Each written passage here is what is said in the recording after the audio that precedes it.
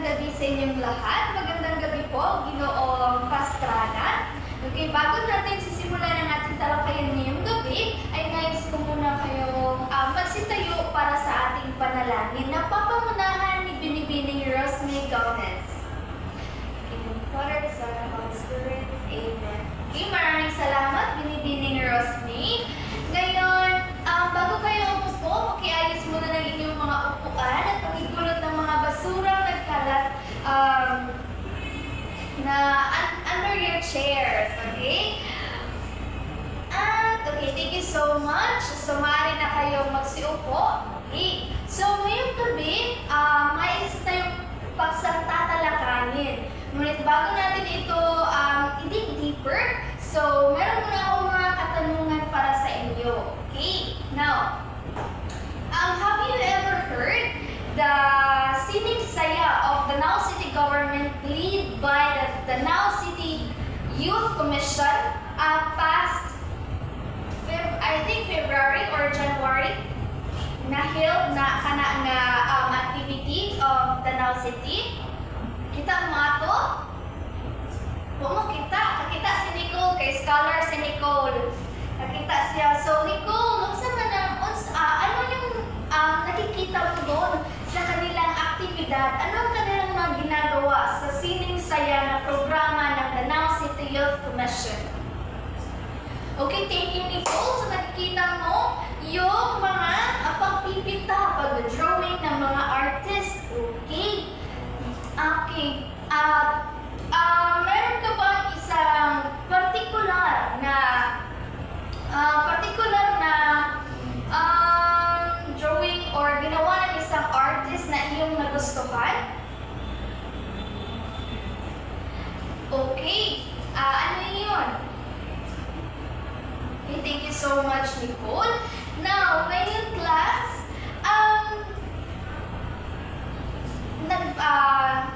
nanonood pa rin ba kayo ng isang mga teleserye o mga movies na nandyan sa YouTube, sa TV? Okay. Nanonood kayo ng Batang Quiapo? Yes. Okay. Now, as you observe the Batang Quiapo, ano kaya ang simbolo? Ano kaya yung pinaka-lilim na mensahe ng Batang Quiapo? Okay, maaari. Now,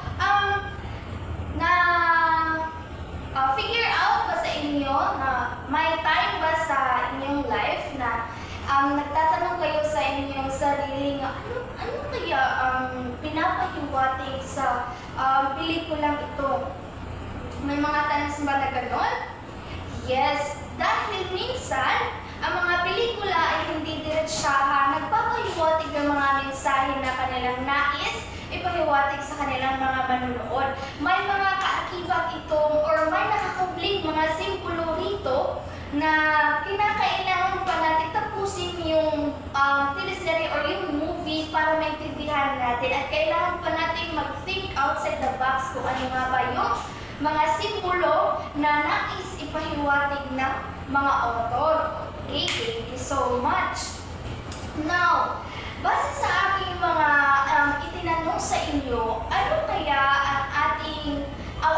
ang koneksyon nito sa ating paksang tatalakayin ngayon?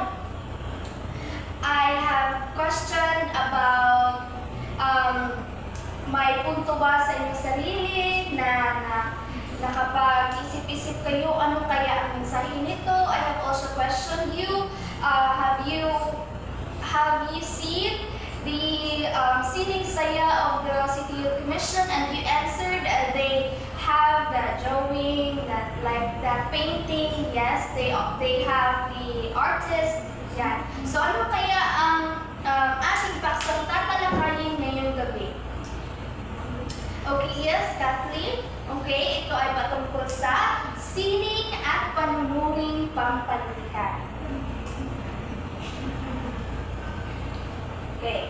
Now, panunuring pampanitikan, ito ay isang masusing pag-aaral na may layuning mabuo at maitaas ang uri ng panitikan para sa kapakanan ng mambabasa ng manunula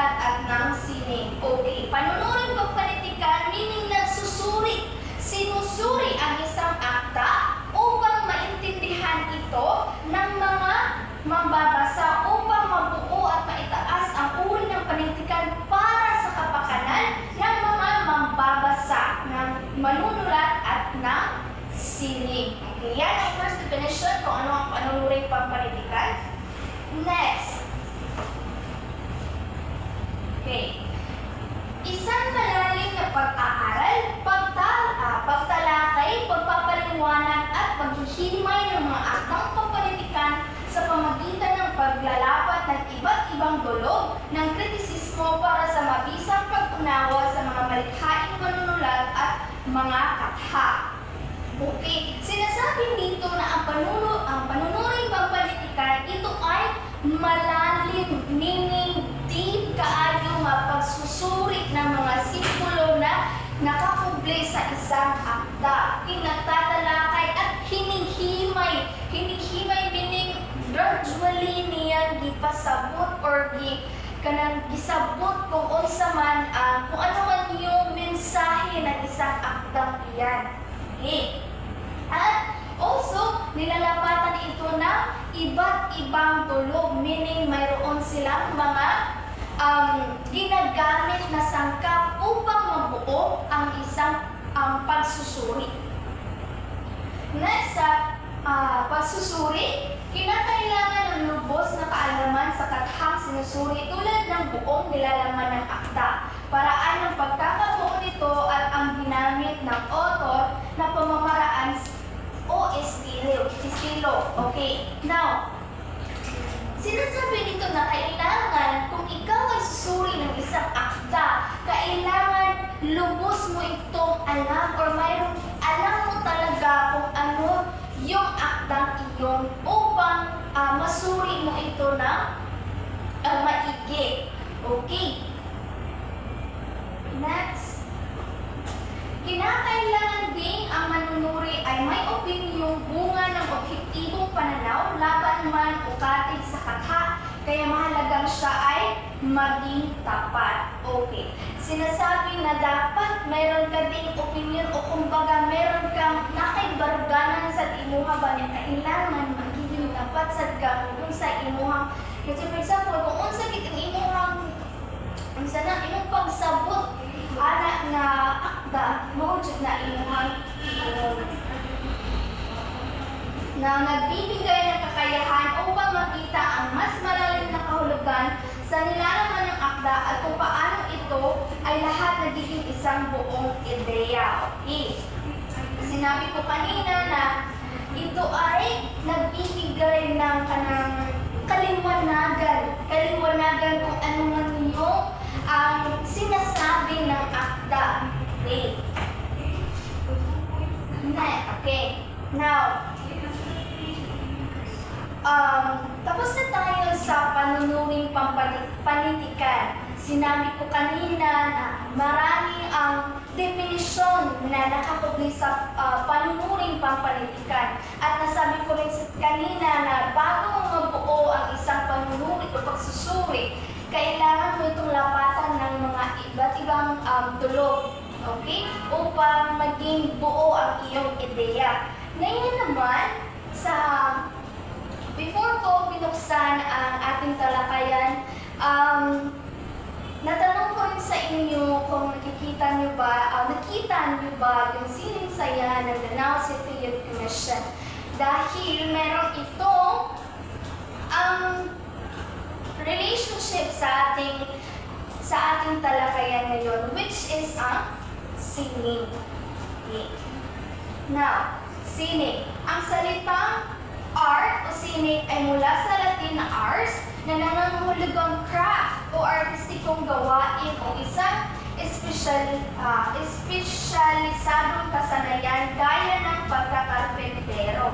Okay. Now, kagaya ng panunuring pampanitikan, ang panunuring pampanitikan ito rin ay isang craft, binuo, kagaya ng pagkakarpentero na kinakailangan mo ng iba't ibang sangkap upang makabuo ng isang bahay o ng isang cabinet. Gaya sa sining, ang sining din ay isang craft o espesyalisadong kasanayan gaya ng pagkakarpentero kasi lalapatan mo din ang sining ng iba't ibang elemento upang maging kaakit-akit ang iyong kanang gagawin. Okay, next. ang sining ay ekspresyon o paggamit ng malikhaing kakayahan ng imahinasyon ng tao. Okay, naipamalas ito sa pamamagitan ng visual na imahe tulad ng pagguhit, pag-ukit o anumang likhang pagpapakita ng kaligtan at kagandahan. Okay, ang sining ay ekspresyon, no? Nakakagawa tayo ng sining through sa ating mga malikhaing imahinasyon. Maaari natin itong ilapat sa pagguhit, maaaring sa pag-ukit, maaaring sa pagsulat, o maaaring sa pagtula. Yan. Next, ang sining ay iba't ibang uri ng paglikha ng visual na didinig o kaya isang pagtatanghal na pinapakita ang kahusayan ng isang manlilikha sa kanyang imahinasyon, malikhaing pag-iisip o teknikal ng husay na nagnanais mapahalagahan dahil sa kanilang kagandahan ang kakayahan nito magpaantig ng damdamin. Okay. Sa sining, okay, pinapakita dito ang kakayahan ng mga artist, no? Kung ano yung mga kanila sa kanilang imahinasyon, sa kanilang mga malikhaing pag-iisip, o maging sa technical na husay, like sa pag-drawing. Yan. Next is, okay. Ngayon, dadako naman tayo sa anyo ng sining. Okay, mayroong sining visual. Isang pinong sining na nagpapahayag ng damdamin, emosyon at imahinasyon ng isang artist. Karaniwang gumagamit ng mga kagamitan tulad ng lapis, pagkukulay, tinta, pintura, yeso, pastil, wax at iba pa. Kabilang dito ang pagguhit, pag-ukit, fotografiya, ceramic o ceramics at iba pa. Okay, from the word itself, sining visual, meaning nakikita, may ginagamit siya mga materials upang maiukit ang kanyang malikhaing pag-iisip. Next is mga sining pampanitikan. Isang anyo ng sining na naglalayong magpahayag ng sariling damdaman at emosyon sa pagitan ng paggamit ng mga maanyo at makukulay na salita upang magpahatid ng impormasyon. Okay, mga sining pampanitikan, ito yung mga sining na nababasa natin, maaring mga tula, maaring isang awit, ganyan. Maaaring yung kwento, maaaring maikling kwento, malikhaing sanaysay, maaaring nobela. Yan ang mga sining pampanitikan. Okay. Next naman ay ang mga sining ng pagtatanghal or performing arts. Isang anyo ng sining na ekspresibong ay nagpapahayag ng damdamin gamit ang tinig, tunog at katawan upang ipadama ang indayog ng musika. Okay, from the word itself, pagtatanghal. So, ang sining na ito ay naitatanghal sa entablado. Maaaring kanta, maaaring ding sayaw. Yan. Maaaring comment. Okay, now, tapos na tayo sa panunuring pampanitikan, kung ano yung sining at kung ano yung anyo ng sining. Ngayon, bakit kaya na naging isa ang topic ng panunuring pampanitikan at ng sining? Okay, bakit kaya naging sining? Mayroon akong katanungan dito, bakit kaya naging sining ang isang panunuring pampanitikan? Okay, first is dahil sa pagkamalikhain. Dahil ang panunuring pampanitikan, hindi lang ito gumagamit ng teknikal na pag-iisip o kritikal na pag-iisip. Gumagamit din ang mga manunuri ng kanilang malikhaing pag-iisip upang masisig kung ano man yung mga simbolismo or ang nais ipahiwatig ng akda. Kinakailangan balanse ang kritikal na pag-iisip at ang malikhaing pag-iisip ng manunuri upang makabuo at upang mahimay ang simbolo na nakaukit sa akdang iyan. Okay. Next is wika. Okay. Sa sining, kinakailangan tayong mag-choose. Okay? Mag-choose ng mga wika na kakit-akit, na kanamindot sa tupang dungog,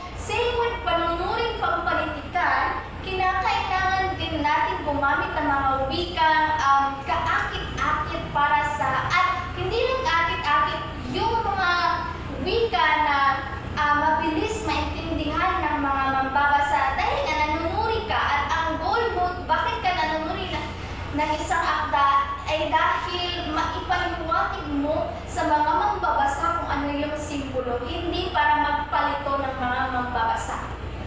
Okay. At sa estilo din ng sining, of course, maraming mga elemento sangkap na ginagamit na sining para mabuo ang isang katha o isang craft upang ito ay maging maganda para sa mga mambabasa o sa mga manunood. Gayon din sa panunuring pampanitikan, kailangan din gumamit ng iba't ibang tulog upang mabuo at maging mahusay ang iyong pagsusuri ng isang akda. Okay? So, mayroon ba kayong mga katanungan? Okay. Kung mayroon, pakichat na lang po sa GC at aking sasagutan. Yun lang po at maraming salamat.